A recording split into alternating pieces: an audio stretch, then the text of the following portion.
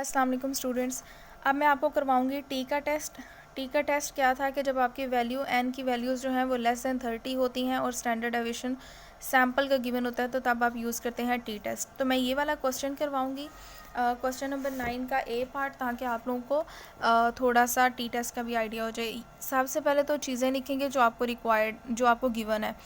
The mean height of x is, आपको एक तो म्यू दिया हुआ है विच इज़ 0.3, दूसरा आपको दिया हुआ है sample of 30।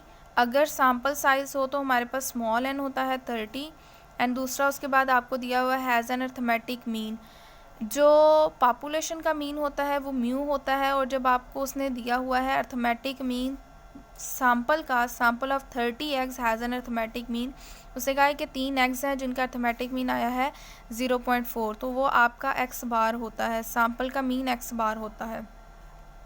Ounces above the pre injection mean and the value of s hat equal to, और उसने आपको दिया हुआ है एस हैट। एस आपको मैंने पहले ही बताया है कि आपका स्टैंडर्ड डेविएशन होता है सैम्पल का। ठीक हो गया, ये सारी चीज़ें हमें गिवन है। उसके बाद उसने कहा है कि is the enough reason to accept the statement that the mean increase is more than 0.3 ounces.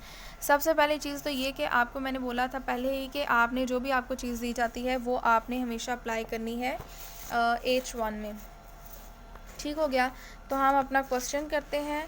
अब क्वेश्चन के लिए सबसे पहला तो हमारे पास होता है स्टेप 1।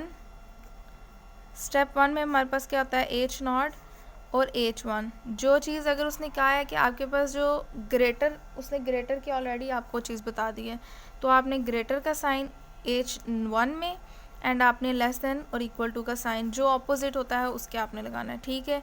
स्टेप 2 क्या होता है कि लेवल ऑफ सिग्निफिकेंस अगर गिवन नहीं है तो दैट मीन्स कि आपने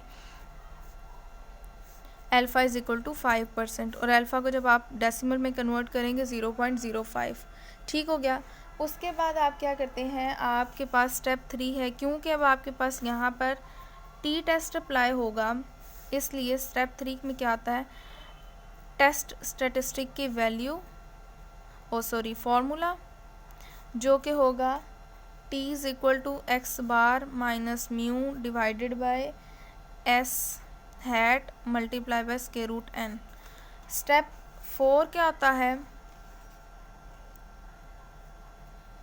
स्टेप 4 आपका होता है कि आपने इस टी में एक्स बार की वैल्यू आपको दी गई है 0.4, म्यू की वैल्यू है x.0.3 divided by 0.02 and square root multiply by 30। ठीक हो गया, ये आपको दिया गया। आपने अब क्या करना है कि आपने इसको निकाल लेना है। सॉल्व करेंगे तो आपके पास वैल्यू आ जाएगी 2.74। स्टेप 5 क्या होता है कि आपने क्रिटिकल रीजन वाला काम करना होता है कि वी रिजेक्ट H0 इफ़, अगर आपके पास जो T कैलकुलेटेड वैल्यू है वो आपकी ग्रेटर हो T V 1 माइनस अल्फ़ा के।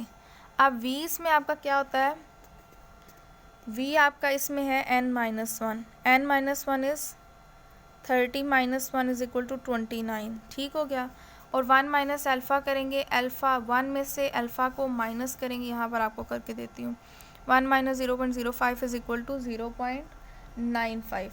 ठीक हो गया। आपने क्या करना है, टी सी जो कैलकुलेटेड वैल्यू आई है, टी सी कैलकुलेटेड वैल्यू 2.74 को, टेबल की वैल्यू कौन सी होगी, 29 पे हमने देखनी है वैल्यू, टी का टेबल 29 पे वैल्यू देखेंगे 0.95 की। ठीक हो गया। 2.74 टेबल अगर आप लोग देखेंगे तो आपके पास वैल्यू क्या आएगी, 1.699। क्या ये स्टेटमेंट ट्रू है कि ये वाली वैल्यू बड़ी है इससे? Yes, this statement is true. So हम स्टेप 6 आगे करते हैं कंक्लूजन का। सो वे रिजेक्ट H0,